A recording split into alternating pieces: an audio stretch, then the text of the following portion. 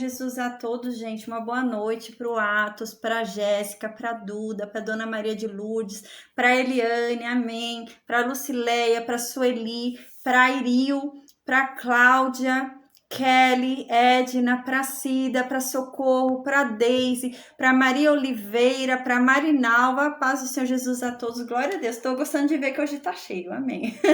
Glória a Deus, aleluia, né? Que bom, que felicidade, amém.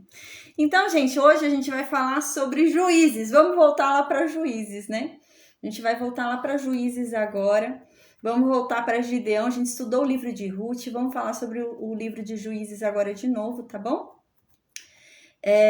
Então eu vou lembrar vocês em que parte, né, ali do tempo de Juízes a gente estava, né? A gente vai ter que relembrar ali, porque algo vai acontecer agora. A paz, Rita, boa noite. Algo vai acontecer agora com a descendência de Gideão, algo muito sério. A gente vai ver que é algo muito sério que vai acontecer agora com a descendência de Gideão, né?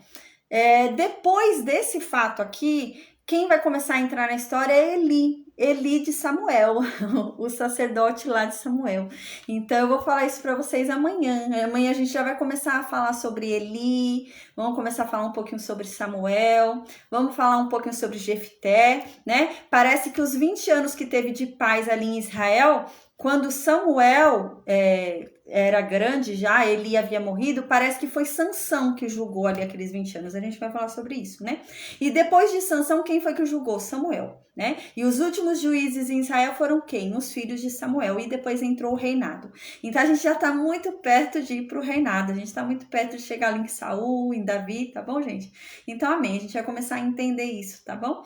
Então, a gente vai começar a falar sobre isso, amém. Eu vou fazer a oração agora e a gente começa a estudar, então, o capítulo do dia, tá bom? Amém. Meu Deus, obrigada, Pai, por essa oportunidade de estarmos aqui reunidos diante da Tua presença, diante da Tua santa palavra, meu Deus. Obrigada. Meu Senhor, que o Senhor venha falar conosco por meio da Tua palavra, que o Senhor se revele para nós, Pai. Amém. Que sejamos impactados pela Tua palavra, que sejamos transformados pela Tua palavra, que o Senhor nos santifique, pois nós nos consagramos a Ti, Pai. Amém, meu Deus. Nós queremos nos esvaziar de nós e nos enchermos, Pai, da Tua palavra, da Tua presença, da Tua santa unção, Pai. Amém. Nos ensina a sermos santos, Pai, porque a santidade vem de Ti, meu Deus. Amém. A Tua palavra diz que sem santidade ninguém o verá, Pai. E nós estamos aqui para aprender, meu Deus. Nós queremos aprender com o Teu Santo Espírito, Pai. Amém. Meu Senhor, que o Senhor me use, Deus. Seu Espírito Santo me use, que não seja que o meu falar, meu Deus, mas que Seu Espírito Santo me use, pela Sua misericórdia e pela Sua graça, que o Senhor venha me usar. Porque eu sei, meu Deus, que eu não passo de um nada, eu sei, eu reconheço que não é pelo meu saber, não é pela minha inteligência, mas o Senhor capacita, meu Deus, a quem o Senhor quer. O Senhor tem misericórdia sobre quem o Senhor quer.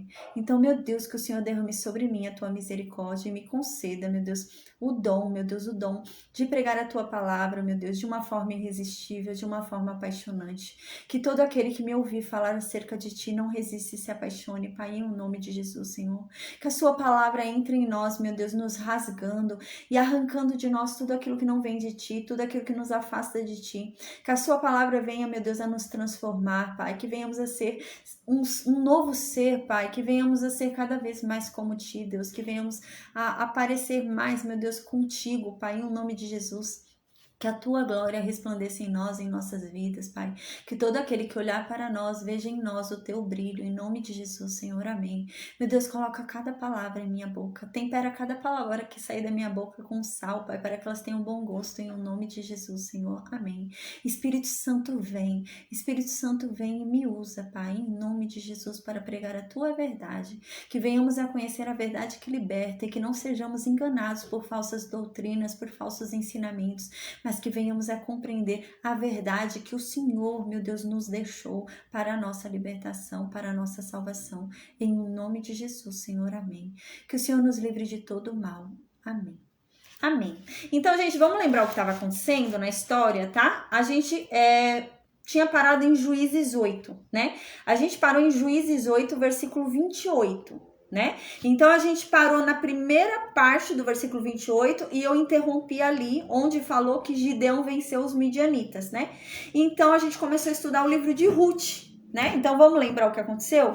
A gente viu que houve um tempo de opressão muito grande em Israel, onde os midianitas oprimiram Israel, e não só os midianitas, mas vários povos do Oriente se juntaram a Midian, né? Entre eles a gente lembra os amalequitas, os ismaelitas, provavelmente os moabitas, que é para onde Noemi foi, né? Eles eram tudo ali aliados, né?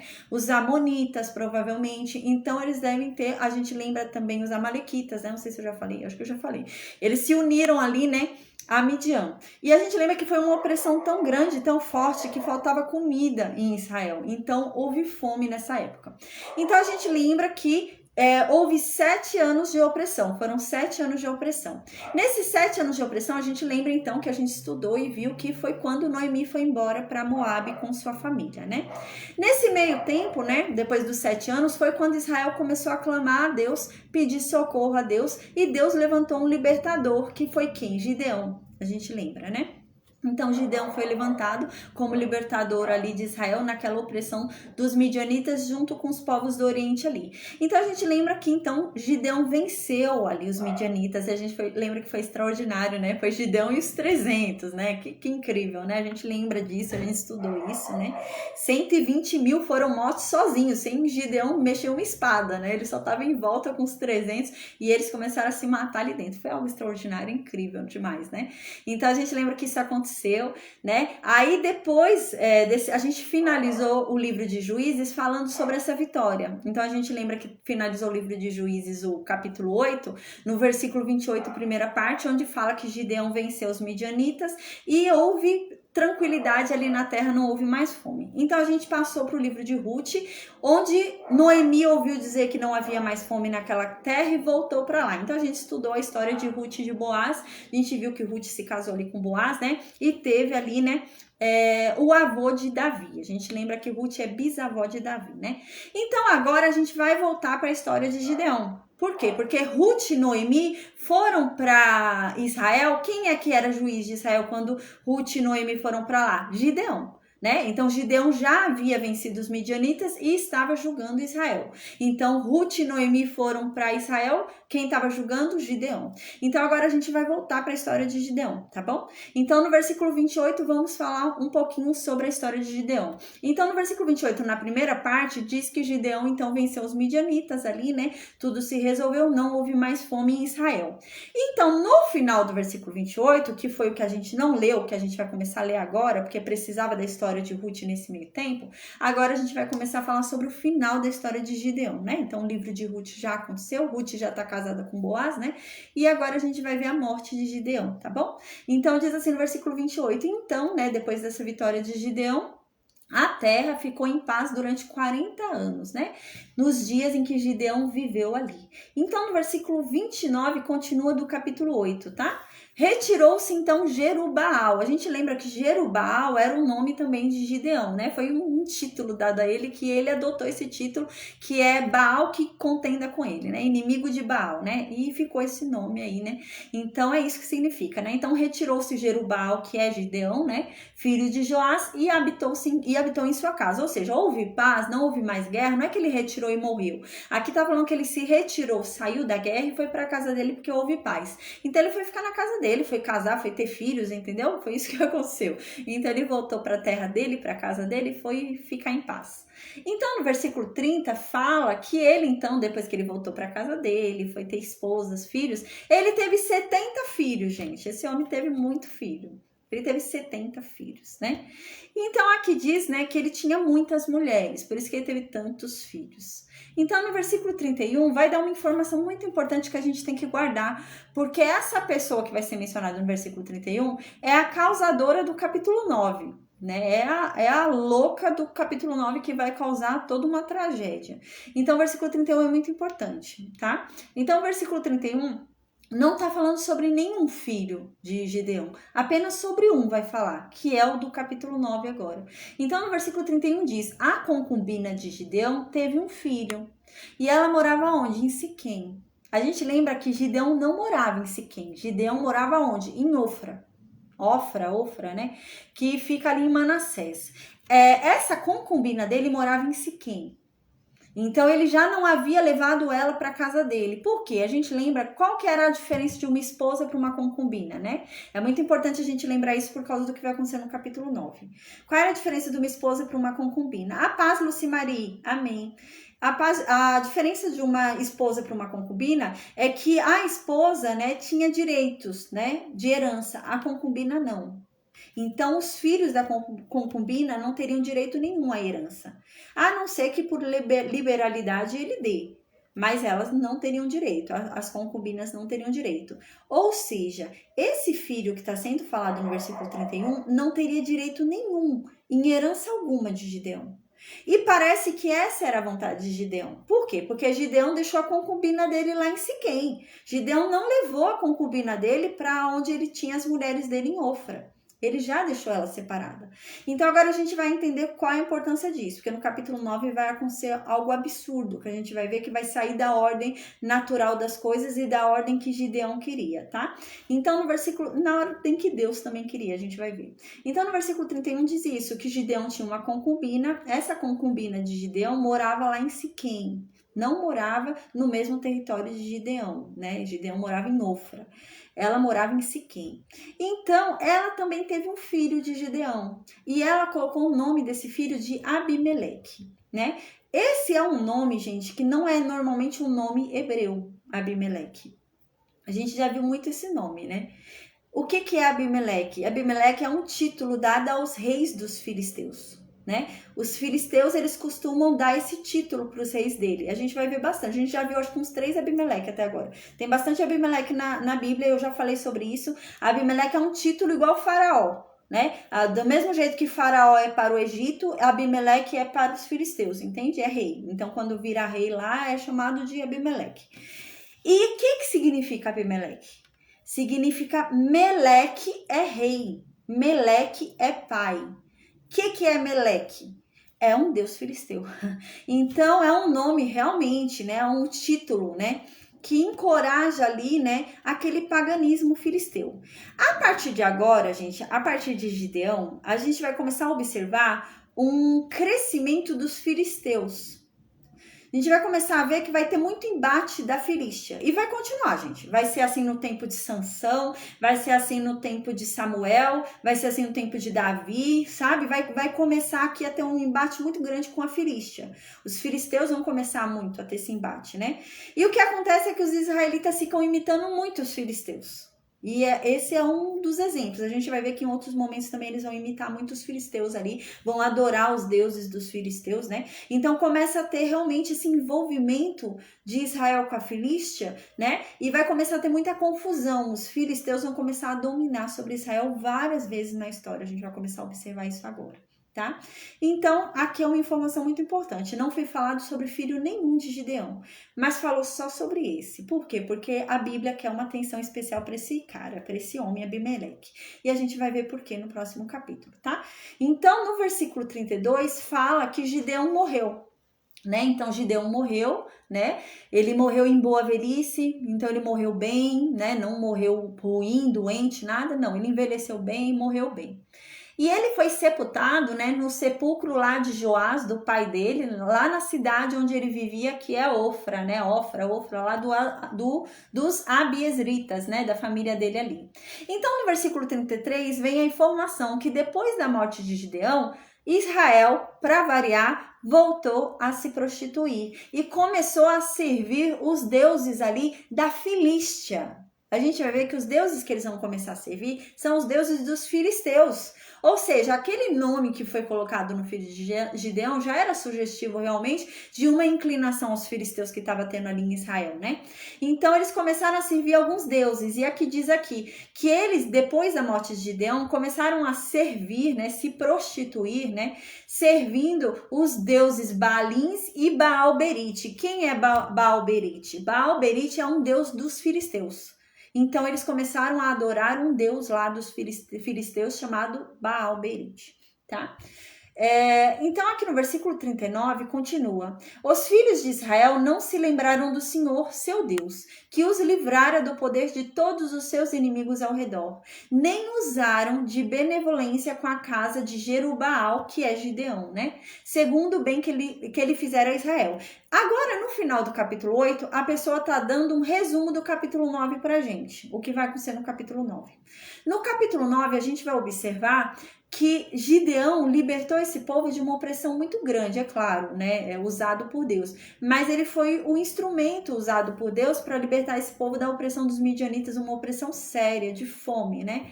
E aqui no versículo 35, o escritor, né, deixa claro pra gente que Israel foi ingrato com a descendência de Gideão. E a gente vai entender porque no capítulo 9. Realmente, houve uma ingratidão muito grande com a descendência de Gideão. Então, no capítulo 9, começa a explicar pra gente que ingratidão foi essa que teve com a descendência de Gideão. No versículo 1 diz, Abimeleque, lembra aquele Abimeleque que eu acabei de falar do capítulo anterior, né, que é filho da concubina de Gideão? É ele. Então, agora vai falar sobre ele. Esse capítulo é especial sobre esse homem.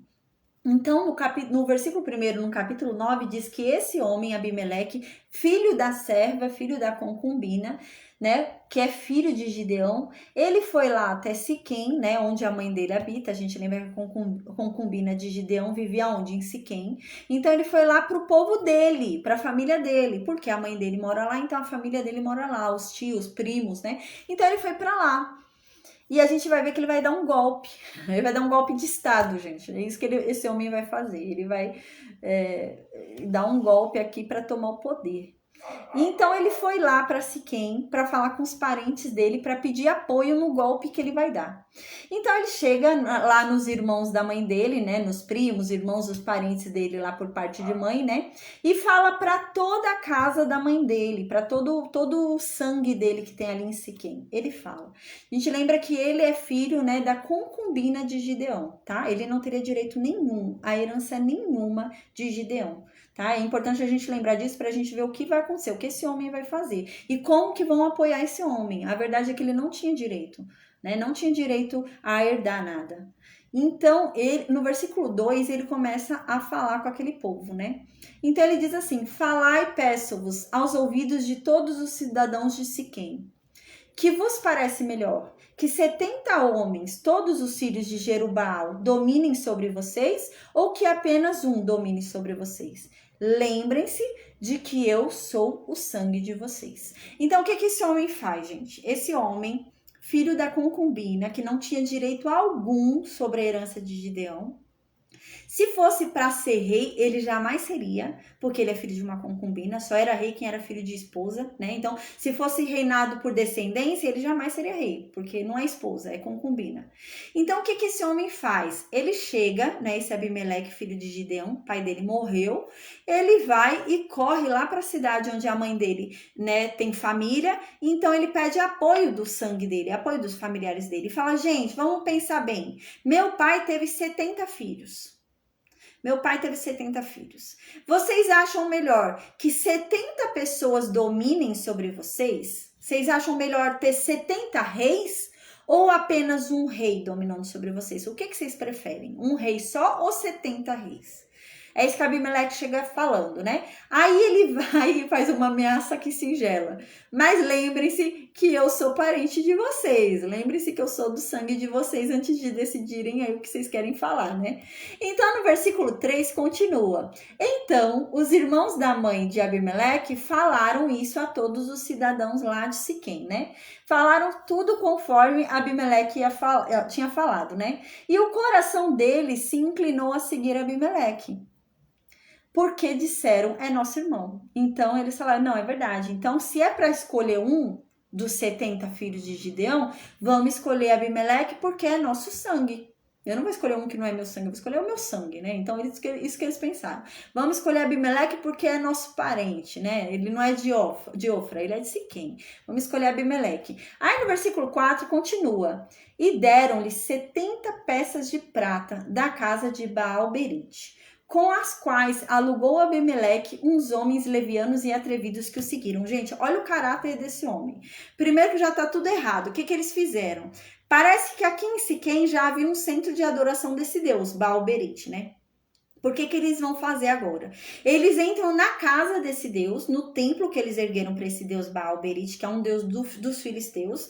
Eles entram nesse templo e nesse templo o que que acontecia? Era ofertado para esse deus. Davam moedas, davam ofertas para esse deus, né? Então tinha lá uma caixinha de ofertas para esse deus Baal-berite. O que que eles fazem? Eles vão lá dessa caixinha desse deus, desse templo, desse Baal-berite que eles ergueram lá em Siquém. Eles vão lá e pegam 70. Eles pegam 70 peças de prata. Gente, isso daí é meio... Parece ter meio uma macumba, assim. Um negócio meio esquisito. A gente vai observar porque isso tem um significado muito grande. Porque ele vai matar todos os irmãos dele. Eram 70 filhos, né? Todos não, vai faltar um só para matar, que é Jotão. Mas de resto ele vai matar tudo. Vai matar os outros 68, né? 69, 70 com ele. Então ele vai matar 68, né? Todos os irmãos dele ele vai matar. Então, é muito significativo, né? Dá para ele 70 peças, né? São 70 filhos que Gideão teve. Então, o que que eles vão e fazem? É como se o Deus estivesse a favor da crueldade que ele vai fazer, entende? Então, é nesse nível que eles estão, né? A loucura ali em Siquém estava nesse nível. Então, eles vão lá no templo que eles ergueram, que nada tem a ver com Deus de Israel, eles ergueram um templo lá de Baal-berite, eles vão lá nas ofertas de Baal-berite e pegam 70 moedas de prata. E essas 70 moedas de prata simbolizam os 70 filhos de Gideão. E entregam para quem? Para Abimeleque. Como se agora Abimeleque tivesse pego todo o poder, né, toda a herança, e um Deus estivesse favorecendo ele, né, esse Deus Baal-berite. E entrega para Abimeleque, esses homens de Siquém vão e entregam para Abimeleque isso, essas 70 moedas de prata. Abimeleque pega essas 70 moedas de prata e compra, gente, pessoas corruptas. É isso que ele faz. Ele pega 70 moedas de prata e compra alguns vagabundos da cidade, né? Alguns homens levianos, alguns homens corruptos, para apoiarem ele. Ele compra apoio. Ele compra um voto, é isso que ele tá fazendo, ele tá comprando voto para si, comprando apoio. Então ele pega 70 moedas de prata e compra os homens ali corruptos que tinham na cidade, né, homens levianos e atrevidos ali, que iriam fazer tudo o que ele quisesse, né, vamos pra guerra, vamos, me apoiem em tal coisa, apoio, né, me apoiem nessa coisa errada, apoio. Eles são levianos, são atrevidos, né, são corruptos, são vagabundos, então eles iam apoiar qualquer coisa, né, o errado eles vão apoiar. E é nesse intuito que realmente Abimeleque chama. Abimeleque não chama homens decentes, chama homens realmente que consigam fazer de tudo, né? Homens que sejam corruptos ao ponto de fazer qualquer coisa, né? Ache o errado certo. Então, no versículo 5, né? Gideão não, Abimeleque, o que Abimeleque faz agora? Ele vai lá até a casa do pai dele que morreu, né? O pai dele morreu, mas os filhos estão lá. Né? Quem não vai herdar é Abimeleque, porque ele é filho de concubina. Mas quem é filho de esposa tá ali, garantido na herança, né? Quem não tá garantido na herança é Abimeleque. Abimeleque é filho de concubina, ele não é filho de esposa, né? Então ele vai lá fazer o quê? Ele vai lá pegar os irmãos dele que estão lá garantidos em Ofra, na herança. Aqueles irmãos eram filhos de esposas legítimas, né? Então no versículo 5 diz isso. Aí Abimeleque foi até a casa do pai dele, Gideão já estava morto, né? Então ele foi lá em Ofra, né? E ele matou, gente. Ele matou todos os irmãos dele. Aqui diz 70 homens, né? Então, de 70 certo, né? Ou talvez ele tivesse tido 70 irmãos mesmo, né? E não contou Jotão e ele, porque os dois viveram, né? Pode ser, né? Então, talvez tivesse 72 filhos ali, Jerubbaal, né? Não sei. Mas aqui diz que ele matou 70 homens, né? E ele matou 70 sobre uma pedra, gente. Sabe o que significa isso? Ele ofereceu em holocausto. É isso que ele está dizendo. Ele pegou esses 70 irmãos dele, colocou em cima de uma pedra e ofereceu em holocausto a quem? A Baal-berite. Foi isso que ele fez, né? É isso que esse homem fez aqui. Então era uma loucura, né? Aí então ele fez isso, somente um dos filhos, exceto Abimeleque, que é o da concubina, né? Somente um dos filhos que estava ali conseguiu sobreviver. Quem? Jotão. Jotão fugiu, era o filho menor de Jerubbaal, era o filho menor de Gideão, e ele conseguiu se esconder e não foi morto, né? Então, quem estava vivo? 2 filhos de Gideão, o filho da concubina, que é Abimeleque, e o filho da esposa, que é Jotão. Jotão ficou vivo. Então, no versículo 6 continua: então se ajuntaram todos os cidadãos de Siquém e toda Bet-Milo. Então agora entra mais uma cidade apoiando Abimeleque. Agora já não é mais só Siquém que está apoiando Abimeleque, também é Bet-Milo. Provavelmente é uma cidade ali próxima a Siquém. Então ele já tem 2 cidades apoiando ele, Abimeleque, né? E a gente vai ver que Siquém apoiou a morte desses irmãos dele. Provavelmente ele colocou os irmãos sobre a pedra e matava um por um, e a cidade apoiando, a cidade inteira estava apoiando fazer aquilo com a descendência de Gideão. Então aqui diz que 2 cidades estavam apoiando Abimeleque, Siquém e Bet-Milo. As 2 cidades da onde? De Manassés. São 2 cidades de Manassés. Então aqui continua, né? E foram e proclamaram Abimeleque rei, né? Siquém, se eu não me engano, era um território que era de Efraim, né? Mas quem vai possuir Siquém é Manassés, tá? No mapinha que eu mandei para vocês. Se eu não me engano, na herança foi dada a Efraim, mas quem possui é Manassés, né? Mas as 2 cidades estavam possuídas por quem? Por Manassés, né? Então Manassés é que estava ali, e Manassés é quem? É a tribo de Gideão, né? Então aqui essas 2 cidades estavam apoiando Abimeleque, o filho da concubina. Então eles foram, depois de matar os 70 irmãos ali, o próprio Abimeleque matou os 70 irmãos, depois disso eles proclamaram Abimeleque rei. Abimeleque virou rei, gente, olha que absurdo. Aí eles proclamaram ali Abimeleque rei, junto ao Carvalho Memorial que está perto de Siquém, né? Então era um grande feito, a gente já falou sobre isso, sobre eventos que ficam perto de um carvalho, né? A gente lembra quando a gente falou sobre a morte de Débora, eu falei sobre isso, né? Que a gente lembra que colocaram ali no carvalho ali, né? Onde ela foi enterrada, um memorial, né? A ela, a Débora, a ama de Rebeca. Então era usado como um memorial, carvalhos, né? Então aqui foi usado como um memorial disso, né? O primeiro rei de Israel. Ah, quem? A gente nomeou Abimeleque. Gente, vou beber água, peraí.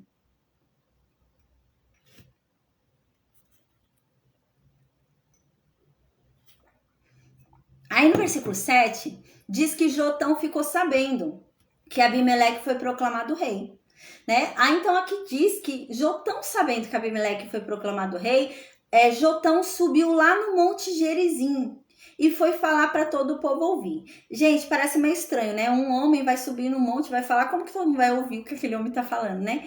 A gente já falou sobre isso. Quando a gente estudou sobre as bênçãos e as maldições, lembra da lei? A gente lembra que ficaram 6 tribos de frente ao Monte Gerizim e 6 tribos de frente ao Monte Ebal, né? O Monte Gerizim era o Monte das Bênçãos e o Monte Ebal era o Monte das Maldições, né? Eu até falei sobre os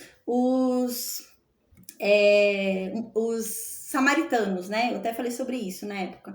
Então, o que acontece? Eu falei que lá tinha uma acústica muito boa. Sabe igual um teatro que você vai, que tem acústica? Se você sussurra, a pessoa ouve lá do outro canto, né? Tem teatros que é assim, né? Tem a acústica, né? E é assim, esse local tem uma acústica muito boa. Por isso que Deus falou para fazer ali, né? 6 tribos ficavam em um, 6 tribos em outro, e todo mundo falava amém, né? E eles ficavam lá no meio, gritando, e todo mundo falava amém. Porque dá para se ouvir, gente. É um eco, assim, que se ouve, né? À distância. E o que Jotão faz? Jotão vai e sobe nesse monte, e vai gritar desse monte. Então, todo mundo vai ouvir esse homem falar. Então ele vai começar a falar desse monte. Então no versículo 7 diz isso. Então, sabendo Jotão que Abimeleque foi proclamado rei ali, né? Ele subiu no monte de Gerizim e começou a falar, gritando ali, falar em alta voz, né? Ouçam-me, cidadãos de Siquém. A gente lembra que o monte Gerizim e o monte Ebal ficavam ali bem perto de Siquém mesmo, né? Então a gente lembra disso. Então ele começa a falar para quem? Para Siquém. Foi Siquém que apoiou a morte dos filhos de Gideão. Foi Siquém que proclamou Abimeleque rei, né? Então é Siquém que está apoiando Abimeleque. Então ele vai lá em cima do monte Gerizim e fala para Siquém, né? Ouçam-me, cidadãos de Siquém, e Deus vos ouvirá a vós outros, né? Ouçam a mim e Deus vai ouvir vocês. Ouçam o primeiro que eu tenho a dizer, então Deus vai ouvir vocês. Então no versículo 8 ele vai falar algo muito interessante.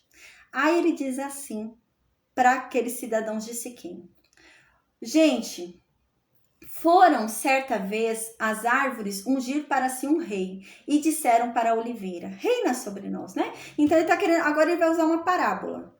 É uma parábola que ele vai usar, mas ele vai descrever algo nessa parábola que a gente vai ver que vai acontecer. Vai ter uma profecia nessa parábola que Jotão vai falar e vai acontecer o que ele falar. Então agora ele está fazendo uma parábola para falar que aquele povo está errado, que aquilo não está certo que eles fizeram. Então ele usa a seguinte parábola. Gente, é o seguinte, as árvores, uma vez, elas queriam um rei sobre si. Então, elas não sabiam quem elas iriam ungir de rei sobre si, elas chegaram até a oliveira, né? A oliveira ali, a árvore que produz azeitonas, né? Que produz azeite. Então, as árvores chegaram lá até a oliveira, né? Que produz azeite ali, que produz azeitona, e falaram: reina sobre nós, seja nosso rei, né? Então, a oliveira respondeu para as árvores: vocês acham que eu deixaria o meu óleo, né, que Deus e os homens em mim prezam, para ir pairar sobre vocês, para ir reinar sobre vocês? Não, né? Então, a primeira árvore que é consultada é uma árvore que tem frutos, e é uma árvore que ela tem sombra. Ela tem uma utilidade, né? Ela tem algo útil para ser feito. E ela diz: não, eu não vou deixar o meu óleo que agrada tanto a Deus e aos homens para reinar sobre vocês. Não vou fazer isso. Então, a oliveira, a árvore ali que produz azeitonas, recusou esse pedido das outras árvores. Então, né, continuando aqui a parábola de Jotão, ele diz no versículo 10. Aí as árvores, então, não satisfeitas com o não que ouviram da oliveira, elas foram e chegaram e foram falar com a figueira. Quem sabe a figueira vai querer reinar sobre nós, né? A oliveira não quis, a figueira, quem sabe, queira reinar. Então, eles chegaram lá na figueira, né? A árvore que produz figos, né? Ali tudo. É uma árvore que tem sombra, uma árvore produtiva, que tem frutos, né? Então, eles chegaram lá nessa árvore. Vem ser nosso rei, vem reinar sobre nós, né? Então, a figueira respondeu também para essas árvores: vocês acham que eu deixaria a minha doçura, deixaria o bom fruto que eu tenho para ficar reinando sobre vocês? Não, eu tenho outras prioridades, né? Eu sou muito útil já tenho minhas prioridades, já tenho coisas úteis para fazer, né? Então, no versículo 12, eles não ficaram satisfeitas, as árvores, né? É uma parábola aqui que o Jotão está usando. Então, as árvores não ficaram satisfeitas com aquilo e foram procurar a videira, né? O que é a videira? É a árvore, ali que produz uvas, né? Então, eles foram falar com a árvore que produz uvas ali, para reinar sobre eles, né? E a árvore que produz uvas é uma árvore que tem frutos, é produtiva e tem sombra. Então, eles foram e falaram para a videira: videira, então vem você reinar sobre nós, né? Então, a videira responde para eles: por acaso eu deixaria o meu vinho, que agrada tanto a Deus e aos homens, para ir reinar sobre vocês, árvores? Vocês acham que eu faria isso? Então, no versículo 14, não tendo mais para quem pedir, as árvores olharam para o espinheiro e falaram: espinheiro, reina tu sobre nós, então.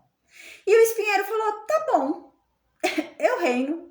O espinheiro não tinha nada a perder, gente. O espinheiro não produz sombra, o espinheiro não tem frutos e o espinheiro não é produtivo. Ele não tinha nada a perder, né? Então ele falou: tá bom, eu reino sobre vocês, né? E Jotão continua falando a parábola dele. Aí no versículo 15, Jotão diz, né, que o espinheiro respondeu para árvore, né? Então aqui, nesse versículo 15, é a profecia que Jotão vai lançar sobre o povo de Siquém. E isso vai se cumprir. A gente vai ver que isso vai acontecer.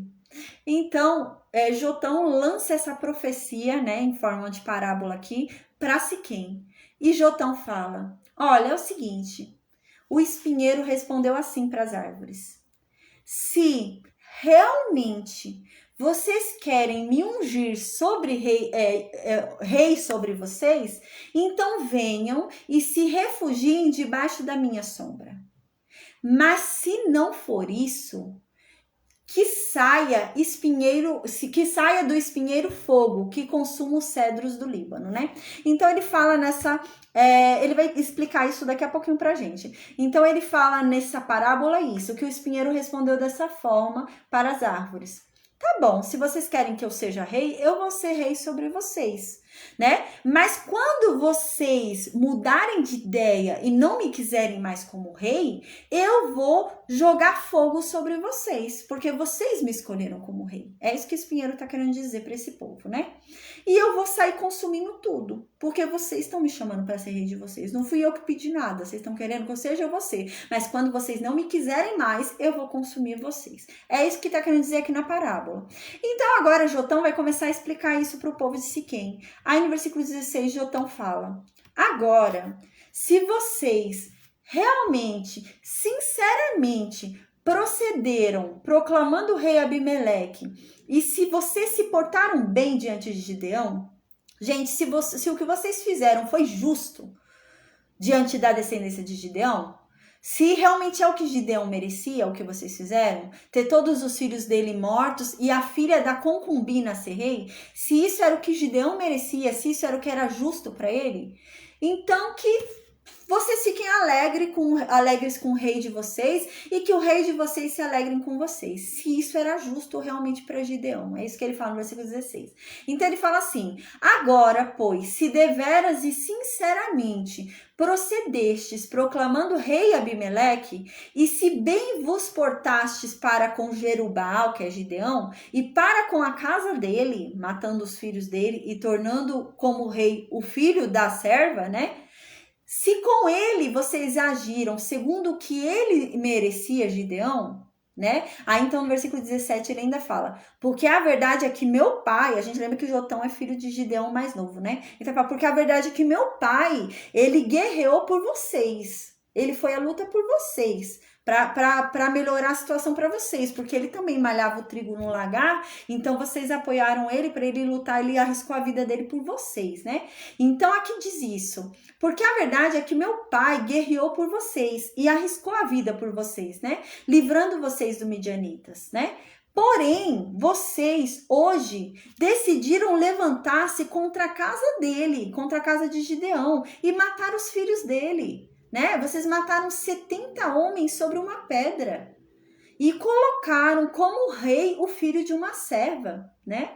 Vocês fizeram reinar sobre todos os cidadãos de Siquém o filho de uma serva, porque ele é irmão de vocês. Se vocês realmente agiram de forma justa, então que assim seja, que vocês fiquem felizes com o rei de vocês e que o rei de vocês fique feliz com vocês, se isso foi justo com Gideão, isso que vocês fizeram. Então no versículo 19 ele diz isso: ele se deveras e sinceramente procedestes hoje com Jerubbaal e com a casa dele, com a descendência dele, né? Alegrai-vos com Abimeleque e também ele se alegre com vocês, né? Se vocês procederam bem, se isso que vocês fizeram tá certo, então que vocês sejam felizes com o rei que vocês escolheram e que o rei que vocês escolheram seja feliz com vocês. Se o que vocês fizeram foi justo com Gideão, considerando todos os feitos de Gideão para com vocês. Então no versículo 20 ele fala: mas se isso não for justo para Gideão, se o que vocês estão fazendo, matando todos os filhos de Gideão e colocando como rei o filho de uma serva dele, se isso não for justo, que saia fogo de Abimeleque e que consuma os cidadãos de Siquém e de Bet-Milo, e que saia fogo dos cidadãos de Siquém e de Bet-Milo e que consuma a Abimeleque. Então ele está falando: se isso não for justo, que vocês se matem. É isso que ele está querendo dizer: se isso não for justo, que Abimeleque mate vocês e que vocês matem Abimeleque, que vocês se matem entre vocês, se não for justo o que vocês fizeram com Gideão. Então no versículo 21, depois de falar todas essas palavras em cima do Monte Gerizim, Jotão fugiu, porque ficou com medo de Abimeleque. Abimeleque era rei, né? Lógico. Então Jotão fugiu e foi para a cidade de Beer, que fica em Judá. Então ele foi buscar asilo ali na cidade, na tribo de Judá. Ele era de Manassés, a gente lembra, né? Então ele saiu da tribo dele de Manassés e foi buscar asilo lá em Judá e ficou lá, morando lá, porque ele estava com medo de Abimeleque. Então no versículo 22 continua: Abimeleque, ele reinou 3 anos sobre Israel. Ele ficou ali 3 anos mandando em Israel como rei, tranquilo. Então, no versículo 23, Deus levanta um espírito de contenda ali, para que Siquém brigue com Abimeleque, e Abimeleque brigue com Siquém, e assim se cumpra a profecia de Jotão, e Abimeleque pague pelo sangue derramado dos irmãos, né? Então aqui diz que Deus vai criar uma confusão, né? Deus vai criar um problema aqui, né? Então a gente vê que Deus também cria confusão, né? Deus também cria, né, o vendaval, né? Deus também cria o furacão. E é o que vai acontecer aqui agora. Tava tudo bem, tava tudo tranquilo, eles estavam todos felizes, né? Então Deus agora, né, vendo que 3 anos se passaram e Siquém tá feliz com Abimeleque e Abimeleque tá feliz com Siquém, Deus envia um espírito ali de confusão. Então eles vão começar a se odiar. Abimeleque vai começar a odiar Siquém e Siquém vai começar a odiar Abimeleque. Gente, do nada. Deus vai enviar esse espírito, por quê? Porque o que é justo precisa se cumprir. E se eles continuassem de boa um com o outro, nunca se cumpriria a justiça de Deus. Foi a mesma coisa do endurecimento que a gente falou do coração de Faraó, né? Então havia uma justiça para ser cumprida, né? E para que aquela justiça fosse cumprida, precisaria ter um endurecimento do coração de Faraó. Senão o Faraó ia libertar aquele povo e pro Egito ia sair barato tudo o que eles fizeram, né? Então aqui é a mesma coisa. Então houve a necessidade agora de mandar esse espírito de confusão aqui, espírito de loucura aqui, para colocar um contra o outro. Por quê? Porque Abimeleque merecia pagar pelo crime que ele cometeu.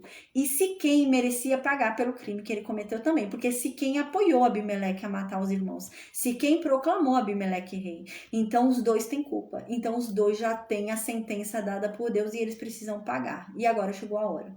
Então no versículo 23 diz isso. Deus suscitou um espírito ali de confusão entre Abimeleque e os cidadãos de Siquém. Começaram a se estranhar ali, né? Então, estes se houveram aleivosamente contra Abimeleque, né? O que é isso? Eles começaram a ficar infiéis, né? Contra Abimeleque. Eles começaram a não gostar mais de Abimeleque, começaram a se odiar.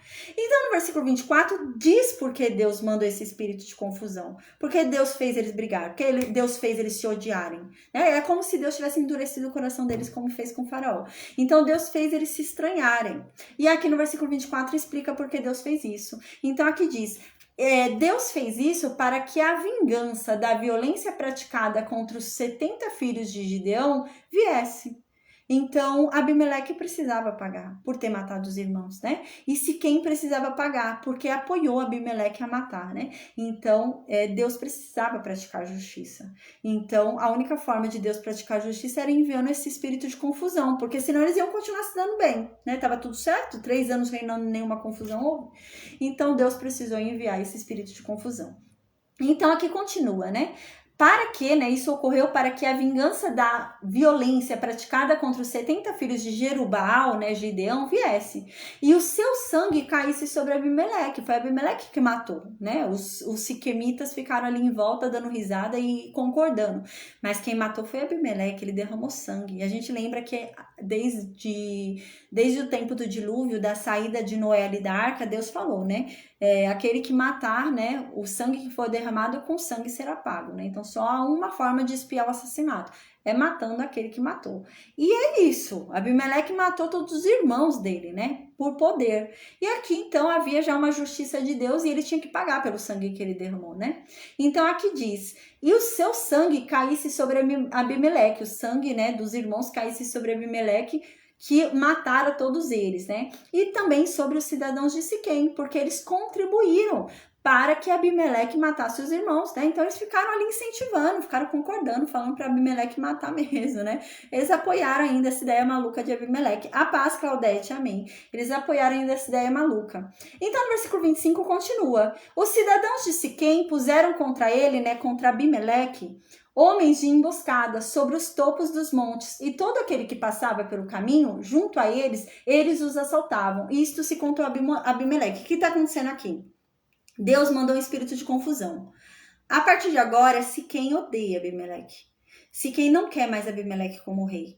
Então eles criaram uma estratégia. Qual estratégia? Matar Abimeleque. Essa é a estratégia de Siquém. Então o que eles fizeram? No caminho onde Abimeleque passava, eles colocaram ali homens em emboscada para matar Abimeleque, quando Abimeleque passasse ali. Era esse o intuito dessa emboscada. Não era matar gente aleatória, era matar Abimeleque. Eles não queriam mais Abimeleque, já estava com uma rixa aqui com Abimeleque. E Abimeleque soube disso. Abimeleque ficou sabendo que Siquém queria matar ele, gente. A gente vai ver que um vai se voltar contra o outro mesmo. Vai ser uma confusão, né? Que Abimeleque vai odiar Siquém, Siquém vai odiar Abimeleque. É isso mesmo. Então, isso chegou aos ouvidos de Abimeleque, que o povo de Siquém queria matar ele. Então, no versículo 26 diz que veio também Gaal, filho de Ebede, com seus irmãos, e se estabeleceram em Siquém, e os cidadãos de Siquém confiaram nele. Quem é Gaal? Né? Não fala muito sobre esse Gaal, a gente não sabe, né? Se realmente ele é algum antigo morador que estava ali, não fazia parte de Israel, ou se ele era um israelita, não diz, né? Não dá muita importância a isso. O fato é que esse Gaal vai ser um dos apoiadores dessa guerra contra Abimeleque, né? Vai ter uma confusão ali, Siquém vai lutar contra Abimeleque vai lutar contra Siquém e Bet-Milo. Então vai ter essa confusão e esse Gaal vai incentivar, né? Esse Gaal vai estar à frente ali incentivando o povo para sair e guerrear, né? Então esse homem tem essa importância aqui na história, que ele também vai sair incentivando. Ele vai fugir, a gente vai ver, mas ele vai incentivar o povo a guerrear e não aceitar Abimeleque como rei. Então no versículo 26 diz, né? Veio esse homem Gaal, né? Ele chegou lá em Siquém, né? Filho de Ebed, ele chega lá em Siquém com os irmãos dele, com o povo dele, né? Então ele ficou lá em Siquém e o povo começou a confiar nele, achou um homem que era confiável e então começaram a falar com ele, provavelmente falando que estavam insatisfeitos com Abimeleque, né? Gente, para esse homem falar o que ele vai falar sobre Abimeleque é porque houve abertura. Ninguém chega em um lugar onde a pessoa é rei daquele lugar e a pessoa vai falar mal do rei daquele lugar. Então, aquele povo deve ter falado mal. Eles confiaram em Gaal e começaram a falar mal de Abimeleque. Então, no versículo 27, né, eles ficaram tão confiantes ali, falaram tão mal de Abimeleque, que no versículo 27 diz que eles saíram no campo e vindimaram as suas vinhas, e pisaram as uvas, e fizeram festas, e foram para a casa de seu Deus, e comeram e beberam e amaldiçoaram Abimeleque. O que está acontecendo no versículo 27? O que parece que está acontecendo é o seguinte: o povo de Siquém se reuniu para falar mal do seu rei. Tá o povo de Siquém reunido para falar mal de Abimeleque. Chegou Gaal. E Gaal chegou com sua turma e o povo de Siquém sentiu confiança em Gaal e tá ali falando mal do seu rei na frente de Gaal. E Gaal parece que adorava uma confusão, então incentiva ali também a confusão ficar maior ainda do que tá. E o que eles fazem? Eles devem ter bebido, devem ter feito ali o que fosse, eles se empolgaram e eles começaram a sair para invadir as propriedades de Abimeleque, é isso que está dizendo no versículo 27. Então eles se empolgaram, estão felizes ali falando mal de Abimeleque. Então, sabe aquela coisa que a pessoa tá com raiva do outro e vai quebrar o que é do outro? É isso que vai acontecer com esse povo, eles estão com raiva de Abimeleque. Então eles vão invadir as propriedades de Abimeleque e vão querer quebrar as coisas de Abimeleque, vão querer estragar as coisas de Abimeleque porque estão com raiva de Abimeleque. Então eles começam a invadir os campos de Abimeleque, começam a pisar as uvas, estragar as uvas dos campos de Abimeleque, começam a pisar as uvas e começam a fazer festa destruindo as coisas de Abimeleque, é nesse sentido. Então eles chegam dentro da casa do Deus de Abimeleque, que é aquele Baal-Berite que a gente lembra, e lá dentro da casa do Deus de Abimeleque, eles começam a beber e comer e tirar uma. Então eles começam a amaldiçoar a Abimeleque dentro da casa do Deus dele, de Abimeleque, né? Então tava nesse nível, a pessoa tava com ódio aqui de Abimeleque e começam a brigar ali com Abimeleque. Então no versículo 28, Gaal, né, que é o que não era dali, tava ali de passeio, mas pelo jeito gostava de uma confusão, ele vai e fala, ele parece que ele, sabe aquela pessoa que quer pôr fogo no negócio, né? Ele parece que era esse tipo de gente. Aí ele vai e fala para aquele povo. O povo já tá revoltado, o povo já tá doido, né? Não precisa de incentivo, não precisa de um isqueiro ali, né? Ele vai e fala para esse povo: ah, gente, quem é Abimeleque? Quem é? Quem é esse homem, né? E quem somos nós de Siquém para servir esse homem? Quem é ele, né? Ele, por acaso, não é filho de Gideão, gente? E não é Zebu o oficial dele? Ah, gente, vamos servir antes a Hamor, né? Hamor é que é o pai de Siquém. Hamor é que fundou Siquém. Eu já vou explicar quem é Hamor. Hamor é que fundou Siquém. Não foi Abimeleque. Não foi Gideão Quem fundou Siquém foi Hamor. Então vamos servir Hamor e não Abimeleque, né? Se é para alguém ser rei, que seja descendente de Hamor, rei, não Abimeleque, que é descendente de Gideão, né? Então, aqui ele continua. Mas nós, por que a gente vai servir a ele? A gente vai servir a Abimeleque por quê? Quem é Hamor? A gente falou sobre Hamor em Gênesis. Lembra aquele evento onde Jacó chegou em Siquém e com Diná? E Diná ia casar? Né? E então os irmãos dela foram lá e fizeram um genocídio. Então, o príncipe que a Diná casou se chamava Siquém, né? Mas quem era o pai dele? Hamor. Então, foi ele que fundou aquela cidade e pôs na cidade o nome do filho Siquém. É isso que esse homem está querendo dizer. Assim, quem fundou Siquém foi Hamor, né? O que é o ex-sogro da Diná, né? De Jacó. Não Abimeleque, não foi Gideão que fundou Siquém para que a gente venha pôr ele como rei da gente, né? Então no versículo 29 continua: quem dera estivesse este povo sob a minha mão, e eu expulsaria Abimeleque e diria para ele: multiplica o teu exército e sai daqui. Então agora ele começa a falar com ousadia, né? Se eu estivesse à frente dessa rebelião que vocês estão fazendo aqui, gente, é que eu não sou daqui, né? Então ele tinha muita garganta, né? Eu falei, é que eu não sou daqui, né? Eu tô aqui de passeio. Mas se eu tivesse aqui, se eu fosse cidadão de Siquém, né? E se eu tivesse à frente dessa rebelião, nossa, eu já tinha enfrentado Abimeleque e expulsado ele daqui, né? Então é aquela pessoa, né, que fica incentivando, né? Mas não tem nada a ver com aquilo, tá ali incentivando a guerra, né? E era ele. Aí no versículo 30, gente do céu, Zebu, que era o oficial de Abimeleque, estava ouvindo tudo. E ele era um homem fiel a Abimeleque, Zebu. E ele ouvindo Gaal falar todas essas coisas. Então Zebu, que era o governador da cidade de Siquém, ouvindo tudo que Gaal estava falando, ficou na espreita só ouvindo. Aí ele decidiu enviar mensageiros lá para Abimeleque.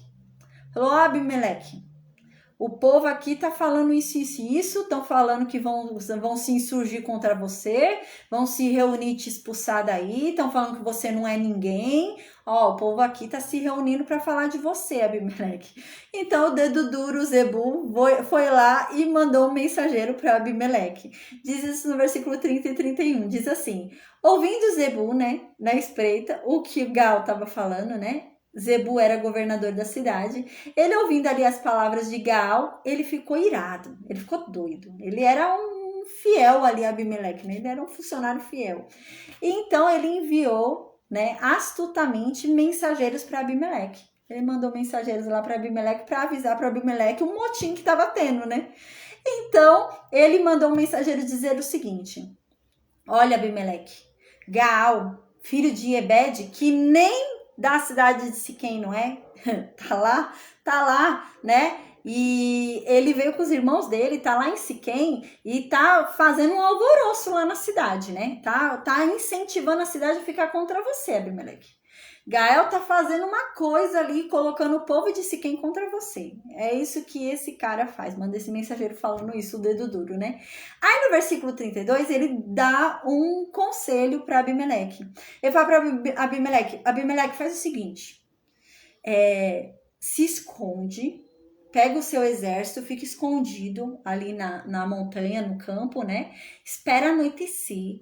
Quando anoitecer, vem com seu exército para pegar Gaal e os irmãos dele, para matar o povo que tá aí fazendo motim. Vem de surpresa à noite, né? Então ele dá essa ideia para Abimeleque. Aí no versículo 32 diz isso: levanta-te, né? Então ele manda um mensageiro falar ali essa ideia, né? Se levanta, Abimeleque, de madrugada, de noite, né? Você e o teu povo contigo, o teu exército contigo, né? Fica de emboscada no campo para que ninguém veja, fica escondido, né? Aí no versículo 33, levanta-te pela manhã ao sair do sol, né? Quando tiver o sol surgindo, você levanta da emboscada e vem contra a cidade de Siquém, né? e saindo contra Tigal, né, com a gente dele, você faz o que você puder para matar todo mundo, né? Gaal vai sair contra ti, você vai e mata todo mundo, mas a verdade é que você vai estar preparado, não eles, né? Então, no versículo 34, levantou-se, pois de noite Abimeleque, seguiu o conselho ali de Zebu, né? Então ele levantou de noite, pegou o exército dele, né, que ele tava, e ficaram de emboscada ali em Siquém, em 4 grupos. Aí no versículo 35 diz que Gaal, né, filho de Ebed, ele saiu, ficou lá na porta da cidade, né? E com isso, Abimeleque e todo o povo que com ele estava se levantaram da emboscada. Então, Gaal estava lá na porta da cidade, né? Ficou lá na espreita, né? E então, no versículo 36, Gaal viu uns homens levantando, né? Do nada. Tava assim, o horizonte lindo, vazio. Do nada, os homens começaram a levantar, né? Aí ele diz no versículo 36, né? Pra Zebu. Zebu tava com ele ali. Zebu armou tudo e levou o homem pra emboscada, né? Zebu deve ter levado o Gaal ali pra porta pra ser pego, né? Então, Zebu deve ter marcado tudo ali, né? Então, Zebu tava com ele lá na porta, né? Levando o homem lá pra Arapuca. Então, Gaal viu aquele povo vindo e falou pra Zebu. Zebu, tá descendo gente ali dos montes. Tá descendo gente lá do topo do monte. Ali, ó, são pessoas vindo. Aí Zebu vai e fala assim pra Gaal. Não tem gente vindo, não. Isso daí é sombra do homem. É sombra do monte. Você tá achando que é homem, mas é sombra do monte. Não é ninguém vindo, não. Olha que traíra, né? Não é ninguém vindo, não. Aí no versículo 37, Gaal ficou na dúvida, né? Ele falou, não, Zebu. Olha, tem gente vindo mesmo. Olha, tá na nossa frente, você não tá vendo? Parece uma tropa. Acho que tá vindo um exército, né? Eles estão vindo do caminho do carvalho dos adivinhadores. Olha ali, ó, você não tá vendo, Zebu? Então, no versículo 38, Zebu fala: onde é que tá agora a tua boca? Não era você que estava falando um monte de coisa sobre Abimeleque? Cadê tua coragem agora? Olha Abimeleque vindo, né? Então Zebu fala isso. Aí Zebu fala, cadê tua boca agora? Que você ficou falando quem é Abimeleque pra gente servir ele, não é esse porventura o povo que desprezaste? Aí o Zebu fala, por acaso não é esse o povo que você desprezou tanto, esses que estão descendo? Sai, vai guerrear com eles, você não falou que eles não são nada? Então vai lá lutar contra eles, né? Cadê tua boca agora? Cadê tua coragem agora? Vai lá e luta contra eles, ô Gaal, né? Então, gente, versículo... Eu teria corrido, né? Teria fugido. Gaal foi lutar contra eles. Gaal ainda foi. Ele vai fugir depois, mas foi, né? Então, Gaal foi, gente. Gaal foi. E os cidadãos de Siquém também foram, né? Então, eles foram guerrear também contra Abimeleque. No versículo 39 diz. Então, saiu Gaal com o povo de Siquém e foram lá guerrear contra Abimeleque e o exército de Abimeleque. Aí, no versículo 40, diz que Abimeleque o perseguiu, né?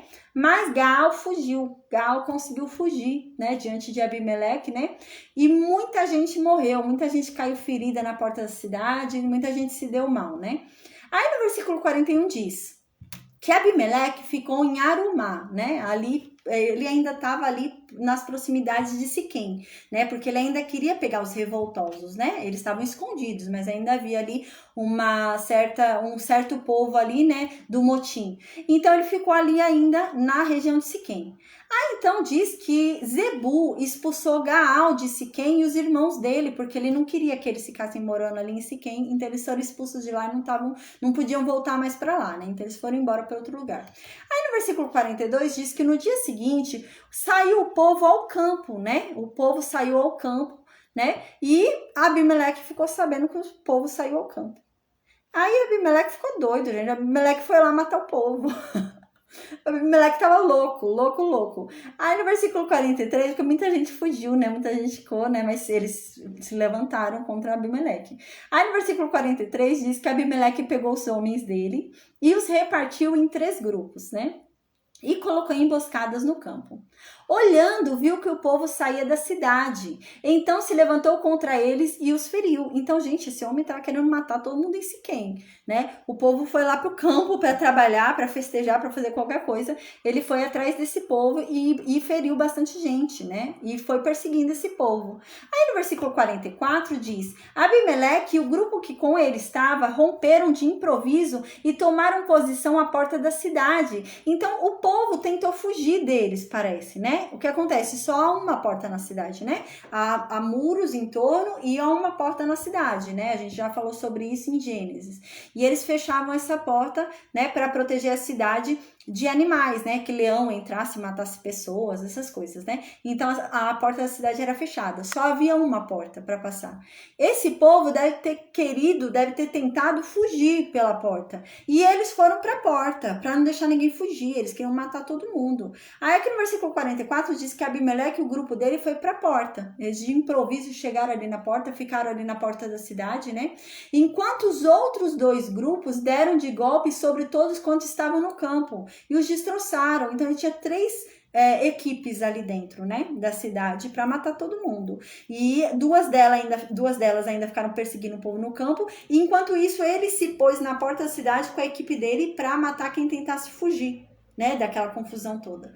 Então no versículo 45 diz: todo aquele dia, né, Abimeleque guerreou contra a cidade e a tomou, né? Então ele feriu todo mundo e tomou a cidade, e ele quis que todo mundo obedecesse, mostrando poder, né? Então vocês vão me obedecer porque eu sou forte, porque eu mando vocês, e acabou, né? Então ele queria que todo mundo obedecesse ele pelo medo, né? Então ele botou o terror na cidade inteira, né? Não deve ter matado muita gente, mas deve ter ferido, né? Porque ele queria o quê? Que o povo obedecesse ele. Então ele tentou colocar respeito por meio do medo, né?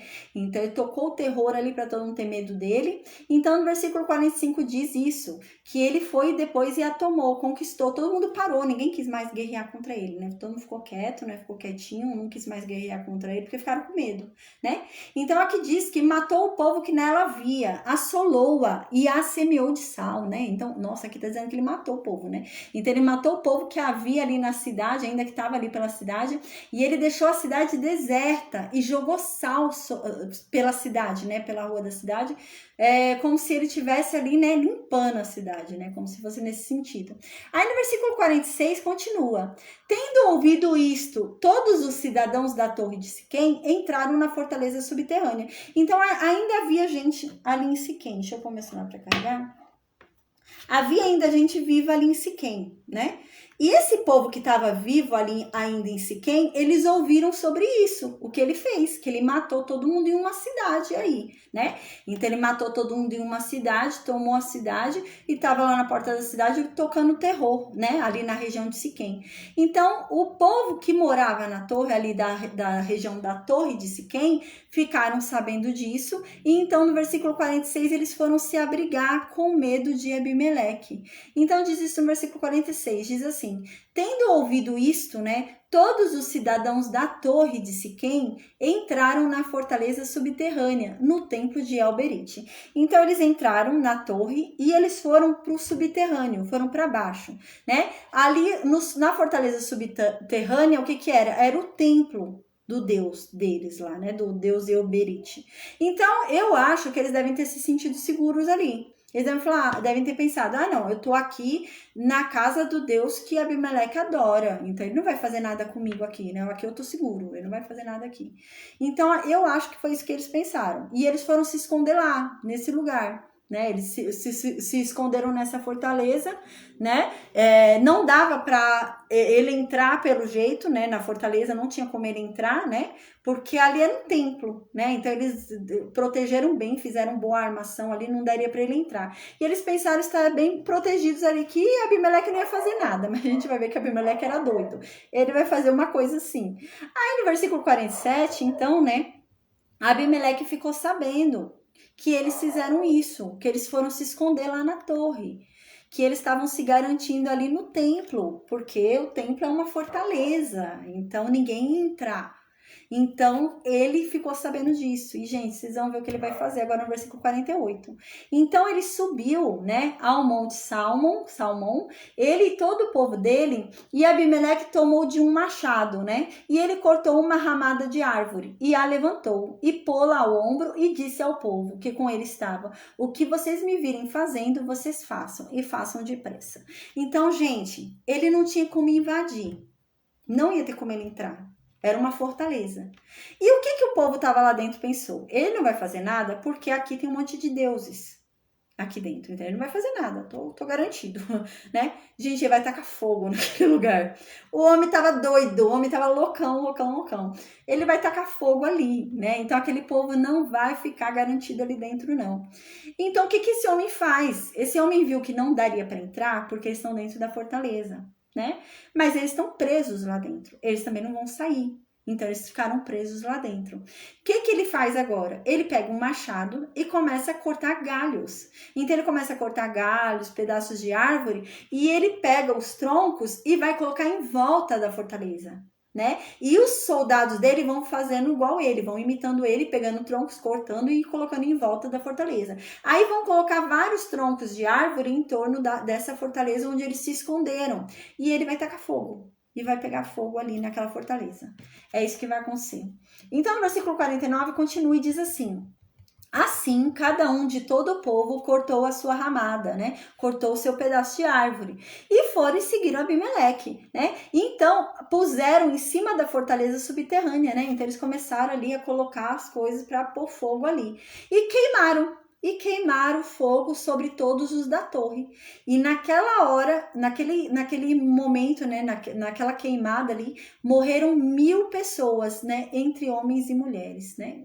Aí aqui diz que morreu uns 1000 homens e mulheres, morreram umas 1000 pessoas desse negócio que ele fez aqui, tacou fogo ali, né. Então, no versículo 50, Abimeleque não estava satisfeito ainda. Abimeleque estava doido. Abimeleque não estava bem ainda, queria matar mais gente. Então ele saiu e foi para Tebes, né? E ele tomou Tebes. Ele conquistou ali Tebes, botou o terror lá em Tebes também. Deviam ser cidades próximas de Siquém, né? Ele estava querendo tocar o terror em toda a cidade próxima de Siquém, querendo conquistar respeito pelo jeito, né? Então Tebes devia ser uma cidade próxima de Siquém também. Então ele também tocou o terror lá, deve ter ferido, deve ter matado gente, então tomou a cidade. Aí no versículo 51 diz assim: havia, porém, no meio da cidade uma torre forte. E todos os homens e mulheres, todos os moradores da cidade, se esconderam nela. Quando eles viram o terror que Abimeleque estava causando, como Abimeleque saiu matando todo mundo, eles se esconderam nessa torre, né? E só que eles vão fazer diferente do outro, a gente vai ver. Os outros lá de Siquém, eles ficaram escondidos embaixo, não foi? Esses vão ficar lá no terraço, eles vão ficar lá em cima. Eles vão ter toda a vista lá de cima, eles vão ficar olhando lá para baixo e ver o que está acontecendo lá embaixo. É isso que eles vão fazer, vão ser diferentes do outro. Os outros, eles foram para o subterrâneo, né? Então, eles não podiam fazer nada ali, né? Eles ficaram presos. Esses não, esses vão estar ali na laje, né? Como se fosse isso, na laje, né? Eles vão estar ali no alto, aberto, olhando lá para baixo o que eles estão fazendo. Então, o versículo 51 diz isso. Havia, porém, no meio da cidade uma torre forte, e todos os homens e mulheres, todos os moradores da cidade se acolheram a ela, e fecharam após si as portas da torre e subiram ao seu eirado. Então eles ficaram lá no terraço, ficaram lá em cima, na parte de cima que é aberta, e ficavam olhando lá embaixo o que eles estavam fazendo, tentando invadir ali a torre. Aí, como eles não iam conseguir invadir a torre, porque era impenetrável, era uma torre forte. A intenção de ser uma torre forte, uma fortaleza é essa, ser impenetrável, né? Então, eles não iam conseguir entrar. Qual que foi a ideia de Abimeleque? Vamos tacar fogo nessa daqui também, né? Deu certo na outra, a gente tacou fogo na outra, todo mundo morreu no fogo, vamos tacar fogo nessa daí também. Então, ele vai ter essa ideia. Aí, no versículo 52, né?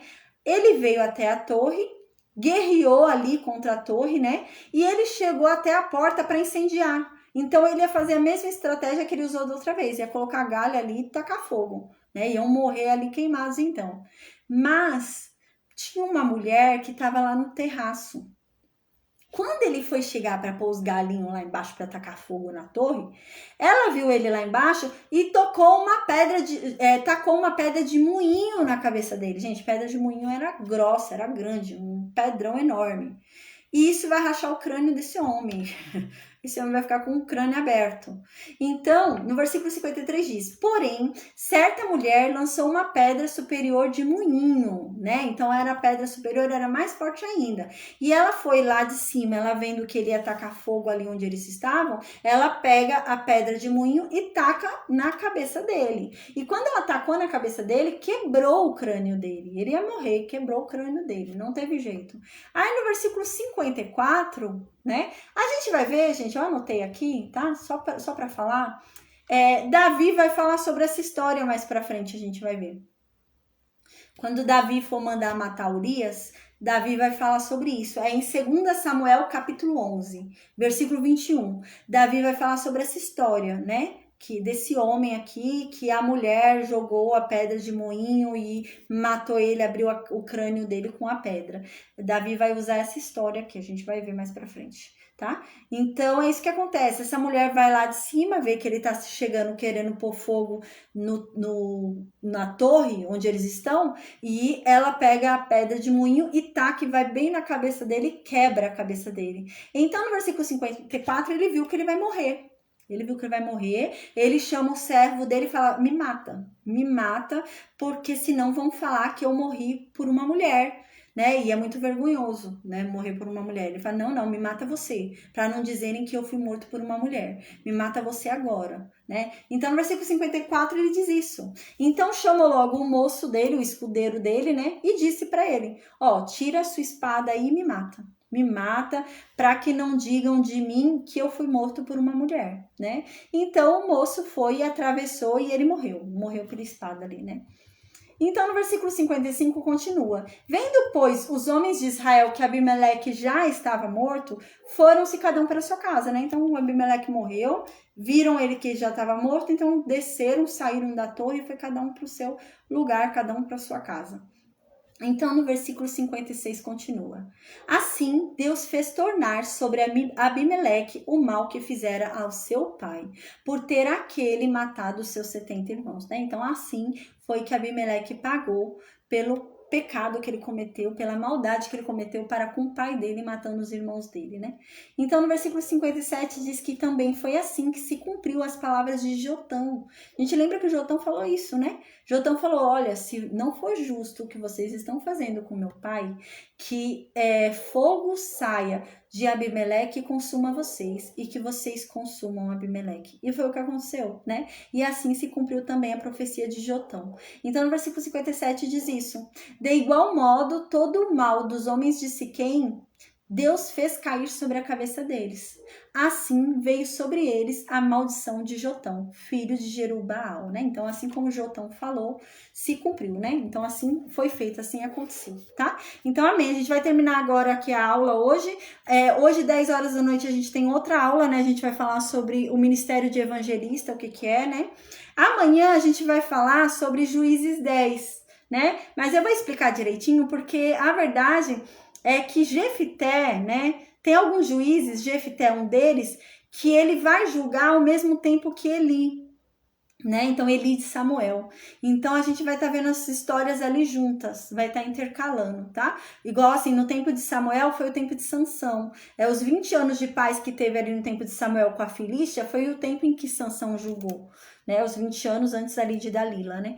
Então, a gente vai ver isso, tá? Então, a gente vai começar a estudar, Jefité, Ibizan, Elon e Abon, eles julgaram ao mesmo tempo que Eli, Israel, né? Eli julgava Israel do lado oeste, do lado de Canaã, e esses daqui julgavam do outro lado ali, né? Do lado leste, né? E a gente vai ver também que depois disso, depois desse período da morte ali de Eli, né? Desse período que tem, aí quem entra na história é Sansão, né? Aí depois de Sansão, quem entra na história é Samuel, né? Samuel entra depois de Sansão como juiz, né? Mas aí antes de Samuel tem Sansão. Mas Samuel já é vivo, Samuel já tá ali, gente. Ele já tinha até morrido quando Sansão vem, tá? Como eu disse para vocês quando a gente começou o livro de Juízes, se a gente for fazer o cálculo, porque assim, a Bíblia dá duas informações muito importantes pra gente. Jefité dá informação importante pra gente que no tempo dele, fazia 300 anos que Seom havia perdido a luta, Seom havia sido destruído por Moisés, né? Então fazia 340 anos que eles haviam saído do Egito, no tempo de Jefité, né? Essa informação é muito importante. Outra informação importante que a gente tem para conseguir fazer esses cálculos e ter uma noção de que os juízes julgaram juntos, né? É impossível não terem julgado juntos, eles julgaram. Outra informação importante que a gente tem é que Salomão, né, dá essa informação pra gente, que Salomão, no 4º ano do reinado dele, ele edificou o templo, né, e nesse 4º ano do reinado dele, fazia 480 anos que eles saíram do Egito, né, então a gente tem, de Jefité, a gente tem 340 anos que eles saíram do Egito, né, 340 anos, então de Jefité até Salomão, o 4º ano de Salomão, que dá 480 anos, tem que ter passado 140 anos só. Então não dá tempo de tudo isso de juiz ser, né? Porque depois de Jefté vai ter muito juiz ainda, né? Vai ter Eli, vai ter Samuel, né? Então é muita história. Então com certeza eles julgaram juntos, né? Um juiz julgava do outro lado do Rio Jordão, enquanto o outro julgava do lado de Canaã, né? Então provavelmente foi ali concomitante, tá? A gente vai vendo isso, tá? Então amanhã a gente vai estudar Juízes 10, tá? E eu encontro vocês hoje, então, na aula, às 10 horas da noite. Deus abençoe a todos. Eu vou desligar o Facebook, o Instagram. Se vocês tiverem alguma dúvida, é só deixar a dúvida no vídeo, tá bom, gente? Aí eu vou beber uma água, porque eu tô até com a língua seca. Deus abençoe a todos, amém. Eu vou perguntar pro Meet se alguém tem alguma dúvida. Deus abençoe a todos, tá bom? Vou desligar, então, Facebook, Instagram e YouTube, amém. Até mais tarde, amém.